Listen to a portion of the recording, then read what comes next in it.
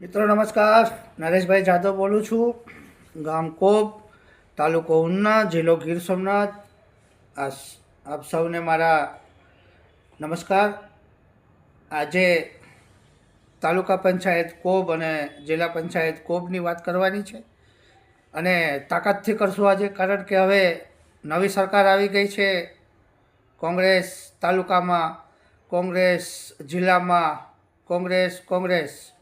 તો કોંગ્રેસની આજે આપણે તાકાતથી વાત કરશું, કે ઉત્સાહથી વાત કરશું કે લોકોએ સારા મતદાનથી તાલુકા પંચાયત કોબ પણ જીતાડી દીધી અને સારા મતદાનથી કોબ જિલ્લા પંચાયત પણ જીતાડી દીધી. બાર ગામના લોકોએ બહુ સારી મહેનત કરી કોંગ્રેસ માટે થઈને, અને આમ પણ 30થી 35 વર્ષથી ઘણી મહેનત કરતા જ આવે છે. કોબ જિલ્લા પંચાયતના 12 ગામડાના લોકોને નમસ્કાર કહું છું કે મેં પણ કંઈક ને કંઈક કોબ તાલુકા પંચાયતમાં મારા જીવનની પહેલી ચૂંટણી હું લડ્યો.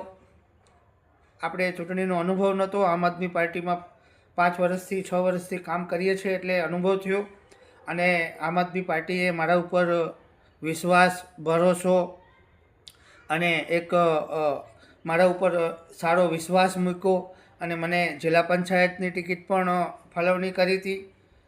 અને તાલુકા પંચાયત પણ કોબ તાલુકા પંચાયત, કોબ જિલ્લા પંચાયતની બંને ટિકિટ અને મેન્ડેટ મને આપ્યો હતો. તો હું આમ આદમી પાર્ટી અને કેજરીવાલ સરનો હું આભાર માનું છું. ઈશુદાનભાઈનો પણ હું આભાર માનું છું.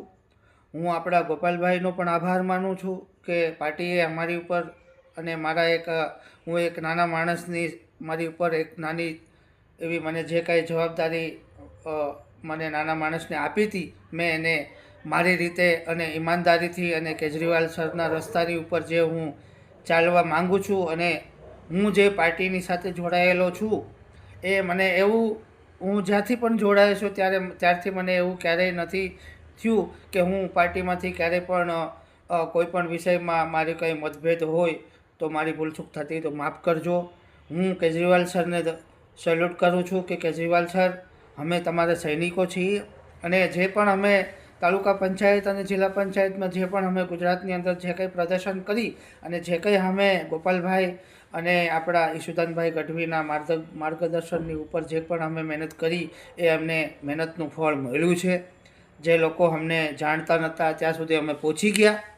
હવે આપણે મુદ્દાની વાત એ કરશું કે કોબ તાલુકા પંચાયત ને કોબ જિલ્લા પંચાયતની અંદર આજે 17 તારીખ થઈ ગઈ છે. તો 17 તારીખ એટલે કે 16 દિવસ આજે